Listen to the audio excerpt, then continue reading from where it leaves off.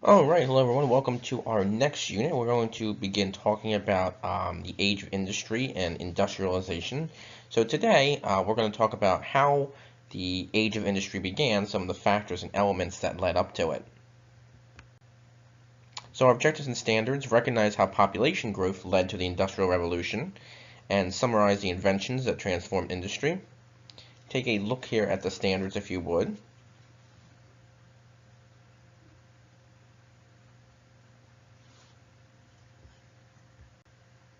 And our desired result, how did the Industrial Revolution begin? So think about some of the elements and factors as we go through here about what caused the Industrial Revolution and how it began to start.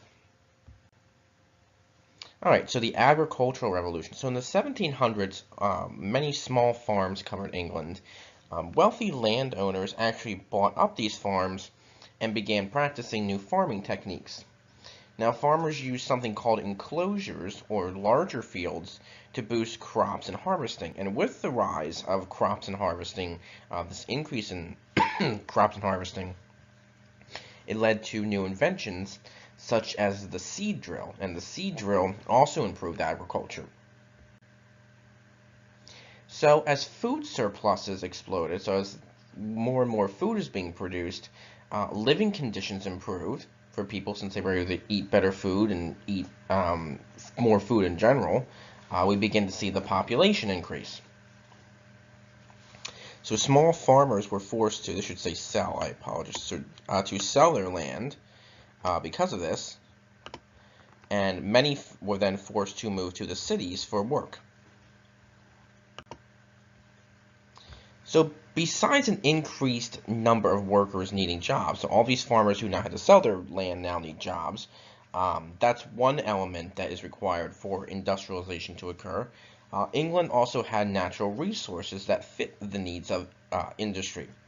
So industrialization, or the process of developing machines to produce goods, requires certain elements. One of these is water, power, and coal to power the machines. So with the increased machines, we need water and coal to power those machines. England had that. Iron ore is also required to make machines and tools involved with construction. We also need rivers for transportation to sell and move goods. And we also need harbors to ship goods. So obviously on ships and shipping, we need that as well. So England had all four of these, which allow for industrialization to happen here first. Despite natural resources, England also had other factors that are required for industrialization. They needed wealth and investors along with the land. So they did have plenty of land with the farming. And we also have investors or people who are interested in starting industrialization and beginning to build machinery.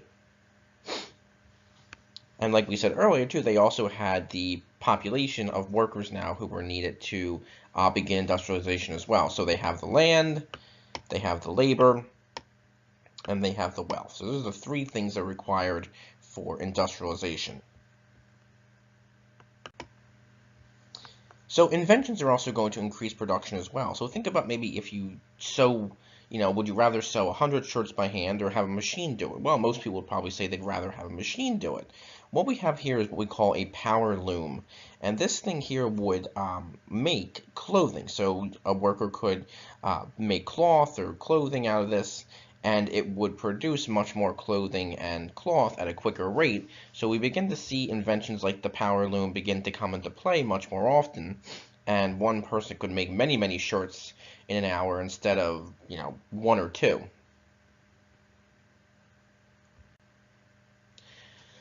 There's also going to be some improvements in transportation. So improvements in the textile industry led to changes in transportation as well. One of these was James Watt. James Watt improved the steam engine from coal mines and improved it to use less fuel and work faster.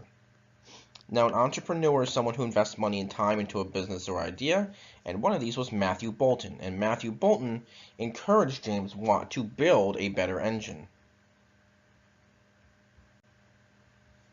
So with the invention of steam engines, we'll begin to see some different transportation come around. So one of these was England and the canals. Now, canals have been around for many, many years, but canals will begin to be used for transporting not just people, but begin to transport other items as well.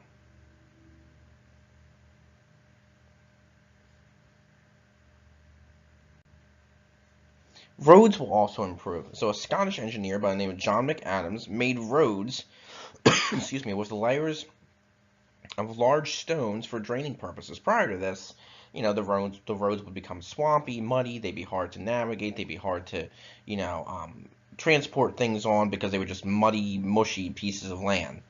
Well, now with these draining stones, or these stones that would allow for the roads to drain, wagons could travel now with much more ease in rainier weather.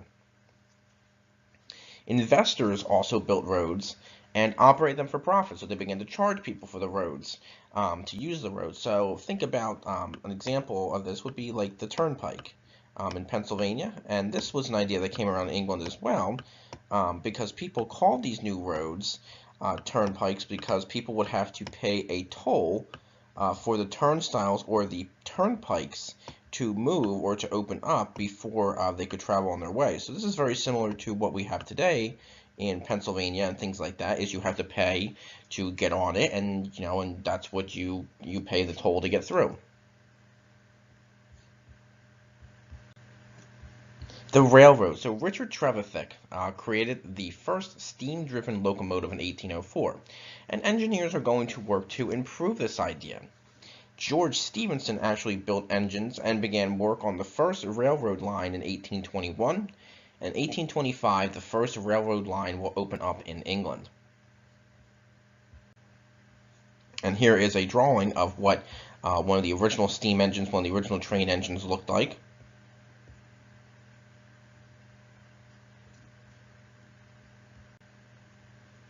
So the railroad will bring about a lot of changes as well. So the Liverpool-Manchester Railroad was completed in 1830, and it was a huge success.